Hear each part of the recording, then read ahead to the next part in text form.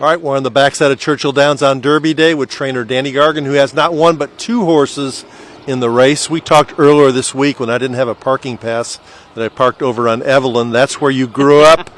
How long was that walk, and how long did it take you to get into the track when you were a youngster? I always rode a bike, but it's only a 5-minute bike ride.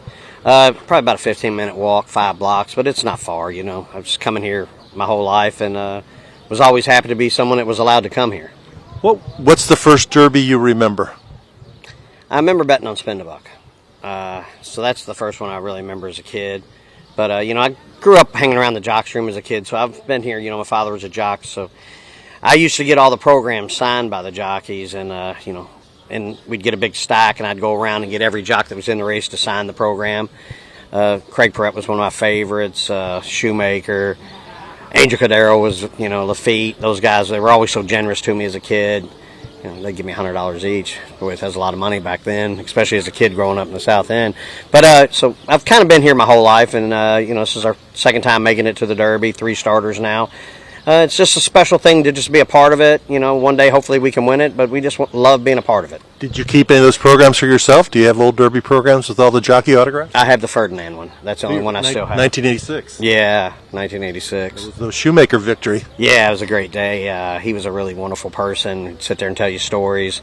So, Pat Day was wonderful to him. He still is to this day. So there's a lot of great memories.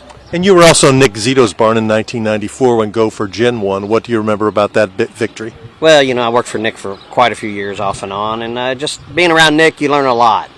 And I've learned so much from him, how to act, how to be everything, and it's someone that helped me a lot get to where I'm at. There was a lot of guys on the backside. I worked for Wayne, Mark Henning, and Karen as a kid, and Jeff. God bless his soul. I walked tots for them. I remember grazing bright candles back here one day and Wayne getting on me a little bit because he was jumping around. And Jeff said, "Don't worry, son, it'll be okay."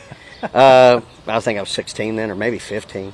But, just being back here around all these people, all of them's helped me get to where I'm at. Merrill Share. I just couldn't name all the people that helped me get to where I'm at and helped me be the person that's able to do this. Yeah, you get Dornoch in post 1, Society Man post 19.